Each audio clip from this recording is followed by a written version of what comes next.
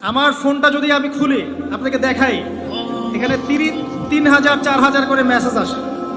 আমি সব তো দেখার সময় পাই না, যে কয়টা স্ক্রল করার সময় পাই। ম্যাক্সিমাম সমস্যা, ভাই হস্তমৈথুনে অভ্যস্ত হয়ে পড়েছি, ছাড়তে পারি না, কি করব। ভাই বিয়ে করতে চাই, সামর্থ্য নেই, কি করব। ভাই আমার স্বামীর সাথে মনিমনা হয় না, কি করব। প্রবলেমস আর প্রবলেম। যুব সমাজ আল্লাহর পথে জীবন উৎসর্গ করছে না। আমরা এখন ব্যস্ত আছি দুনিয়ার পিছনে, স্ট্যাটাস, বাড়ি গাড়ি, সম্পত্তি, মেয়ে, নারী, নেশা, মদ, এগুলো। প্রিয় ভাই, এই যৌবনকালে যে আপনি মারা যাবেন না কোনো গ্যারান্টি নাই। আমাদের বয়সী বহু ছেলে কবরে চলে গেছে। আজকের লেকচার শোনার পর অ্যাটলিস্ট তওবা করে ফিরে আসেন, আপনার গার্লফ্রেন্ডের সাথে সম্পর্ক ত্যাগ করেন।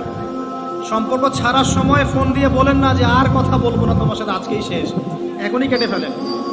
যদি আজকে বলতে চান যে আর কথা হবে না, লেকচার শুনে আসি, তওবা করব, তোমার সাথে আমার কোনো সম্পর্ক নাই, তাহলে এই সম্পর্ক আর শেষ হবে না, চলতেই থাকবে। একদম ডিলিট করে ফেলেন।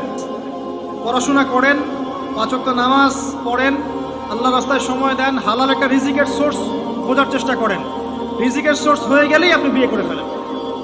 বিয়ে করে ফেলেন, প্রাপ্তবয়স্ক হয়েছেন, বিয়ে করে ফেলেন। আর পিতা মাতাদের প্রতি রিকোয়েস্ট থাকবে, বিয়েটাকে সহজ করে দেন।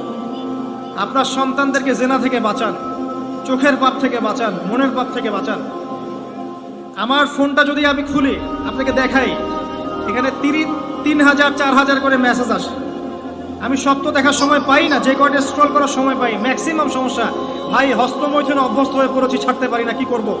ভাই বিয়ে করতে চাই, সামর্থ্য নেই, কি করব। ভাই আমার স্বামীর সাথে মনিমনা হয় না, কি করব। প্রবলেমস আর প্রবলেমস। বেশিরভাগ প্রবলেমস নৈতিকতার সম্পৃক্ত, নৈতিকতার সাথে সম্পৃক্ত। যখন আপনি দিনের কাজে ব্যস্ত থাকবেন, দুনিয়ার বিষয়গুলো আপনার কাছে তুচ্ছ মনে হবে, তখন দেখবেন এইসব সমস্যা আপনার সাথে নাই। আপনি দিব্যি নামাজ পড়ছেন, রোজা রাখছেন, কোরআন তেলাওয়াত করছেন।